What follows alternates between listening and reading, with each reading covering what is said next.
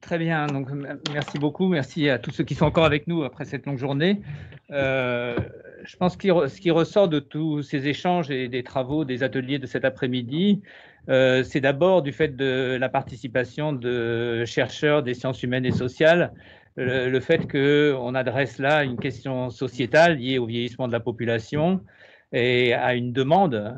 Il y en avait une il y a quelques années autour de l'oncopédiatrie avec une nécessité de faire un effort dans ce domaine pour répondre au côté intolérable de la mort des enfants de cancer. Maintenant, il y a une question sociétale qui est due au fait que la population vieillit, est de plus en plus atteinte de cancer, guérit d'un premier cancer, en fait un deuxième, et la demande ne cessera de croître.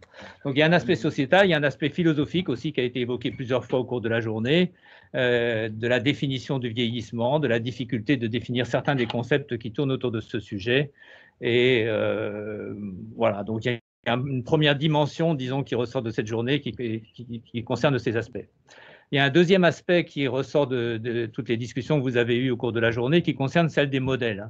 Bien sûr, il y a des modèles animaux qui sont largement utilisés pour travailler sur le vieillissement. Il est essentiel de prendre en compte leurs limites. Et la question se pose de savoir s'il est préférable de travailler sur des modèles animaux en comprenant bien les limites, ou, et c'est probablement simplement une approche complémentaire, de lancer une recherche translationnelle à partir d'échantillons humains, de travailler in vitro ou plutôt in vivo. Toutes ces questions, évidemment, sont des questions très générales qui dépassent d'ailleurs le seul domaine du vieillissement et cancer. Mais la question des modèles, pour travailler sur ce sujet, est clairement une question importante. On a besoin de connaissances fondamentales. Je crois que beaucoup de groupes l'ont fait ressortir comme une priorité. Vous avez défini la nécessité de recherche au niveau cellulaire sur les différents mécanismes qui caractérisent le vieillissement. Bien sûr, le mot sénescence est un mot qui a largement dominé la journée, mais pas que. Ça serait réducteur de s'arrêter à ce phénomène. Les bases génétiques, épigénétiques, métaboliques, protéomiques du vieillissement cellulaire sont des sujets qui ont été abordés et qui posent d'immenses questions. Les mécanismes fondamentaux, ils sont aussi abordés au niveau tissulaire. Alors, c'est quelquefois formulé sous l'aspect micro-environnement, mais on pourrait simplement le formuler sous la question du vieillissement tissulaire. Qu'est-ce que c'est que le vieillissement d'un tissu? Quels sont les changements des paramètres biologiques, des paramètres physiques, de l'infiltration par le tissu immunitaire, de l'inflammation, du développement de la fibrose, toutes ces questions qui jouent probablement un rôle dans la transformation maligne. En tout cas, c'est fortement suspecté. Et un des points qui a été évoqué et qui me paraît une question intéressante, c'est quelle est la réversibilité d'un certain nombre de ces processus et dans quelle mesure on sera capable d'agir sur ces processus et d'enclencher une certaine réversibilité. Ça nous conduit à un quatrième partie, après celle de l'aspect social et philosophique, des modèles, des besoins de connaissances fondamentales. La quatrième partie, elle concerne les marqueurs. Quels sont les marqueurs de vieillissement? Quels sont les marqueurs de vulnérabilité des personnes? Quels sont les marqueurs qui indiquent aussi le passage du vieillissement à la transformation? Dès ce matin, Paul Hoffman avait évoqué la fragilité des marqueurs, la difficulté à les utiliser, mais ça reste une question récurrente, importante, qui pose aussi la question de la nécessité de mettre en place des bases de données. Il faudrait-il monter des bases de données nationales? À quelle échelle et pourquoi faire? Pas de base de données sans question derrière, sans objectif annoncé d'emblée, sinon on sait que souvent ça se perd dans le temps. Donc la question des bases de données est certainement aussi une question importante dans ce contexte et qui peut s'aborder sous de multiples aspects. Enfin, et c'est la dernière partie, on en arrive à la clinique. Qui est d'abord peut-être le fait qu'en comprenant mieux les mécanismes liant le vieillissement et les cancers, on pourrait développer une politique de prévention efficace. On en est certainement loin. Ensuite, un certain nombre de questions ont été posées, évoquées au cours de la journée, en particulier autour des sénolytiques, qui ont été largement traitées. Quelle est leur pertinence? Quelle sera leur tolérance? Comment seront-ils utilisés? L'effet des thérapeutiques sur le vieillissement aussi, de la prise en charge des cancers, et puis toute la méthodologie des essais cliniques propres à la question du vieillissement. C'est une question qui a été largement abordée tout au long de la journée. Donc voilà, c'est une synthèse brève, il n'y a pas de priorisation là-dedans, c'est simplement une espèce d'overview des différents sujets que vous avez abordés dans les ateliers et qui sont ressortis d'une manière ou d'une autre avec des priorisations évidemment très différentes d'un endroit à un autre, mais on va maintenant digérer et réfléchir à tout ça. Merci. Gilbert. Donc, je suis ici à la fois comme scientifique, mais surtout comme représentant du conseil d'administration de la Fondation. Et la première chose à la fin de cette journée qui me vient à l'esprit, c'est des félicitations. Félicitations importantes à tous ceux qui ont pu mettre en place cette journée, à tous ceux qui ont pu faire qu'elle se réalise malgré les contraintes importantes. Merci OnePoint, merci toutes les équipes de la Fondation. Un grand merci à Eric, qui a été quand même l'élément moteur pour cette proposition et pour le suivi et l'organisation de ce symposium.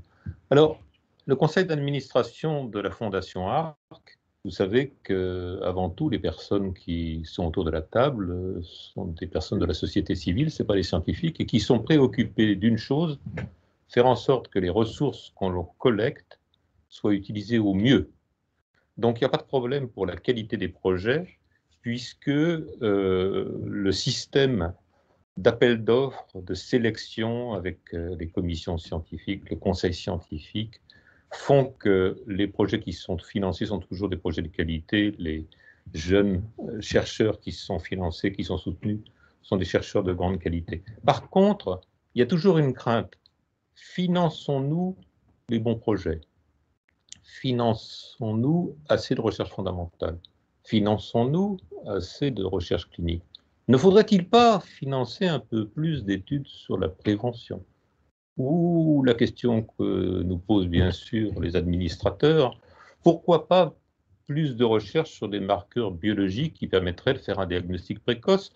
Vous nous répétez sans arrêt, vous autres scientifiques, si on peut traiter plus tôt, les chances de traitement sont plus importantes. Donc vous voyez le dilemme permanent à la Fondation. On a des ressources, certes, elles sont quand même limitées. Il faut choisir les thèmes qui sont prioritaires et les thèmes aussi qui permettent de montrer que la Fondation a une forme de spécificité dans le soutien des projets qu'elle soutient. Donc depuis près de 18 mois, un peu plus peut-être même, dans les réflexions stratégiques qui ont eu lieu, on a recherché un thème qui pouvait être un thème porteur, et on a retenu le thème donc cancer et vieillissement. Et le conseil d'administration a été heureux que la démarche proposée soit de réunir les équipes de scientifiques pour faire ce séminaire et pour donc évaluer s'il y avait un nombre de sujets importants, stratégiques, et surtout s'il y avait des équipes aussi capables de porter ces projets. Est-ce que le tissu scientifique français, en recherche fondamentale, en recherche épidémiologique, en recherche clinique, est motivé, impliqué dans la recherche sur le vieillissement? Donc, la conclusion de cette journée me paraît évidente. Les forces vives sont là, les sujets sont importants, la capacité de les aborder existe dans beaucoup d'équipes. J'ai été frappé ce matin dans les présentations sur le travail déjà effectué, les réseaux existants, réseaux entre cliniciens et entre biologistes faisant de la recherche fondamentale. On peut parler du télomère et mettre en place un essai de recherche clinique, et c'est les mêmes équipes, et il y a même des épidémiologistes, j'ai vu, qui étaient impliqués pour ces études. Donc, il y a de la matière, il y a des équipes en France. On peut probablement mobiliser d'autres équipes si on crée une dynamique. Donc, un ensemble de points qui font que je peux vous assurer que nous ferons demain ou après-demain un compte-rendu au bureau et le mois prochain au conseil d'administration, et qu'on peut s'attendre donc le conseil d'administration décide, après recommandation donc aux instances scientifiques, de voir si à partir de 2021, la Fondation peut afficher un programme autour de cancer au vieillissement. Sous quelle forme? On va en discuter. Eric nous a parlé des sujets, des priorités.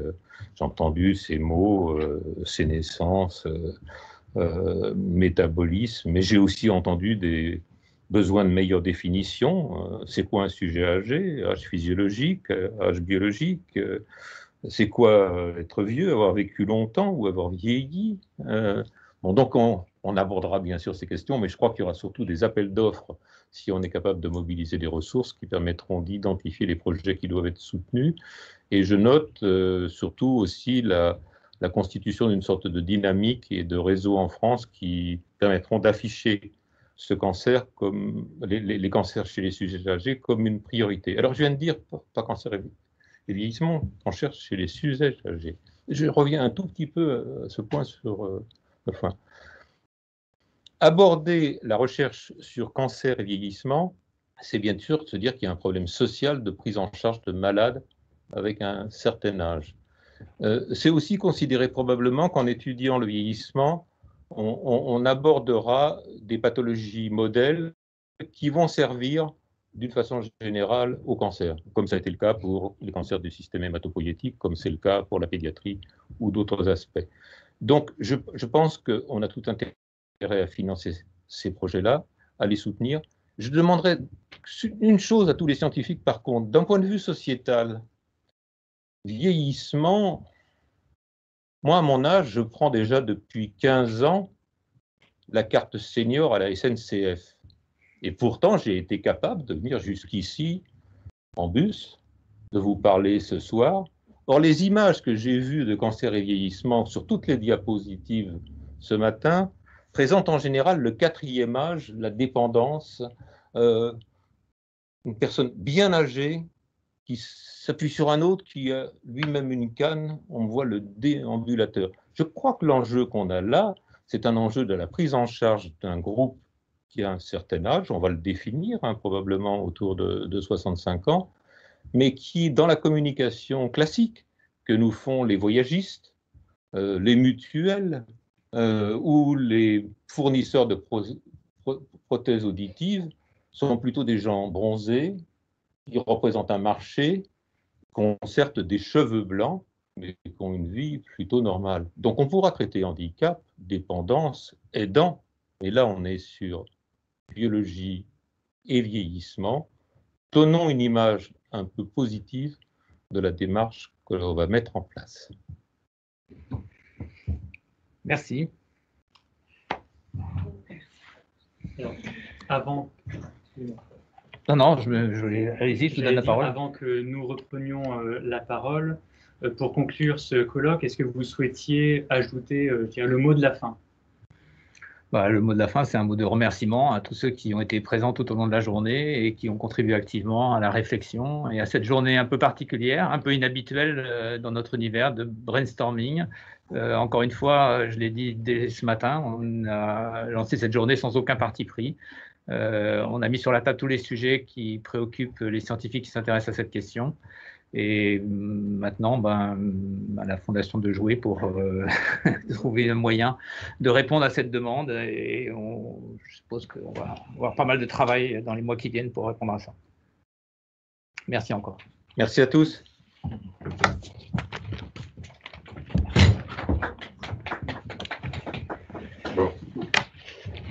Merci beaucoup, professeur Solari, professeur Lenoir. Alors, de notre côté, on va conclure cette journée avec, de la même manière qu'on l'a commencé, avec un klaxon et en vous posant donc de la même manière une question. Exactement. Nous aimerions que vous puissiez répondre à la question suivante. Donc, dans quel état d'esprit terminez-vous cette journée ? Vous trouverez le lien klaxon dans le fil de conversation de l'outil Teams, tout comme vous avez répondu à la première question ce matin. Donc, nous vous proposons 3 minutes environ pour répondre à cette question. De la même manière, donc vous pouvez cliquer sur le lien qui est affiché dans la conversation de ce Teams. Vous pouvez également rejoindre le klaxon via le QR code ou le code tout court qui est affiché sur votre écran. Je profite de ce temps qu'on vous laisse pour remplir cet ultime klaxoon pour, alors peut-être paraphraser ce qui a été dit. Beaucoup de choses ont été dites, donc je vais essayer d'être très synthétique. Alors, il y a eu une première restitution à chaud qui a été faite et qui est déjà très riche et qui laisse entrevoir de très belles possibilités, de très beaux contenus. Tous les sujets n'ont pas été traités et c'était le regret de certaines personnes et c'est tout à fait normal. Là-dessus, on tient à vous rassurer puisque, par exemple, pour les speakers qui ont pris la parole, les membres de la Fondation ARC vont donc reprendre les questions qui leur ont été adressées, qui n'ont pas été traitées, pour que ces speakers puissent y répondre et elles vous seront donc adressées. Ensuite, tous les supports des ateliers sur lesquels vous avez contribué, on va vous proposer bien sûr de continuer à y contribuer si vous n'avez pas eu le temps de les finir, vu la cadence infernale de ce colloque. On vous remercie en tout cas beaucoup pour toutes vos contributions. Et là-dessus, on tient bien sûr à vous adresser donc, les félicitations qui vous ont déjà été adressées, donc déjà aux participants, bien sûr, qui ont fait une belle preuve de ce qu'est l'intelligence collective dans le cadre d'un séminaire comme celui-ci, et bien sûr également aux facilitateurs de la Fondation ARC, qui ont joué justement ce rôle pas très facile de facilitateur et qui l'ont tenu avec brio. Donc de notre côté, on est sincèrement très satisfait de ce déroulé de colloque. Et c'est une belle illustration, et là je me répète une dernière fois, de ce qu'est de l'intelligence collective. Merci à tous.